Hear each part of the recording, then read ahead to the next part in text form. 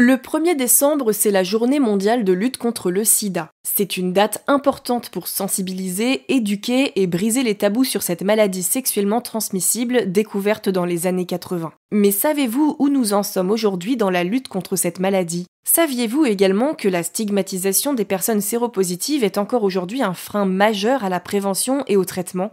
Bonjour à toutes et à tous, je suis Mélissa Lepoureau et cette semaine dans Futura Santé, on va faire le point sur les avancées médicales pour lutter contre le sida. Revenons d'abord sur les débuts de cette maladie. Le sida, ou syndrome d'immunodéficience acquise, a été identifié pour la première fois au début des années 80. En 1981, des médecins ont observé des cas de maladies inhabituelles chez des jeunes hommes en bonne santé aux États-Unis. Le VIH, le virus responsable, a été découvert quelques années plus tard, en 1983, par les chercheurs français Françoise Barré-Sinoussi et Luc Montagnier, qui recevront d'ailleurs plus tard le prix Nobel pour cette découverte. Le sida a rapidement gagné l'attention mondiale, mais pas pour de bonnes raisons. Dans les années 80 et 90, le VIH était fortement associé à certaines communautés, notamment les homosexuels et les consommateurs de drogues injectables, ce qui a largement alimenté des préjugés.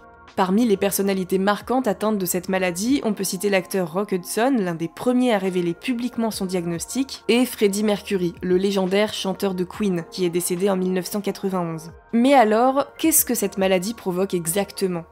Le VIH attaque le système immunitaire et plus précisément les cellules CD4, qui jouent un rôle clé dans notre défense contre les infections. Sans traitement, le virus affaiblit progressivement l'organisme, ce qui rend les personnes vulnérables à des infections ou même à certains cancers. Le sida représente en fait le stade avancé de l'infection au VIH où le système immunitaire est alors gravement endommagé. Mais il faut noter qu'avec un traitement approprié, une personne séropositive peut vivre une vie longue et en bonne santé sans jamais développer le sida. Heureusement, les progrès médicaux ont été spectaculaires. Les années 90 ont vu l'arrivée des premières trithérapies, un cocktail de médicaments antirétroviraux qui ont transformé le VIH d'une maladie mortelle en une condition chronique gérable.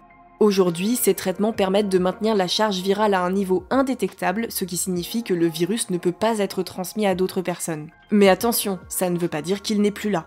La recherche continue également. On travaille sur des vaccins et des avancées prometteuses comme la prophylaxie pré-exposition, ou PrEP, permettent de prévenir efficacement la transmission du VIH chez les personnes non infectées mais à risque. Le problème, c'est que malgré les progrès médicaux et les avancées sociales, le VIH reste entouré de stigmates qui perpétuent la peur et l'ignorance. Trop de personnes séropositives subissent encore des discriminations, que ce soit dans leur vie personnelle, professionnelle ou au sein de la société en général. Ces préjugés peuvent entraîner un isolement social et même des obstacles dans l'accès aux soins. Pourtant, il est crucial de rappeler que le VIH ne se transmet pas par des gestes du quotidien, comme une poignée de main, un câlin ou le partage d'un repas. C'est une maladie sexuellement transmissible qui peut être contrôlée grâce à des traitements efficaces qui permettent aujourd'hui aux personnes séropositives de vivre longtemps et en bonne santé. La stigmatisation est souvent alimentée par un manque d'informations ou des croyances erronées héritées notamment des premières années de l'épidémie. C'est super important de déconstruire ces stéréotypes en éduquant, en sensibilisant et en favorisant une culture d'inclusion. Parler ouvertement du VIH sans tabou et se renseigner sur les réalités de cette maladie sont des premières étapes vraiment importantes. Et bien sûr, offrir dignité, respect et soutien aux personnes séropositives n'est pas seulement une question de justice sociale, c'est aussi un moyen de construire une société plus solidaire et informée, capable de lutter efficacement contre la peur et les discriminations liées au VIH. Et je terminerai en vous rappelant que le dépistage du VIH reste une étape clé pour préserver sa santé et celle des autres. Se faire dépister permet d'agir rapidement en cas de besoin et de vivre pleinement en maîtrisant sa santé. Et on ne le dira jamais assez, mais le préservatif reste le meilleur moyen de prévenir les infections. Prenons soin de nous et prenons soin des autres, la prévention et la vigilance sont vraiment nos meilleurs alliés. C'est tout pour cet épisode de Futura Santé. Si ce podcast vous plaît, pensez à lui laisser une note et un commentaire et n'hésitez pas à le partager autour de vous. Cette semaine, je vous recommande notre dernier épisode de Futura Innovation, dans lequel Adèle Njaki et Thibaut Caudron vous expliquent comment concilier le respect de son corps et de la planète.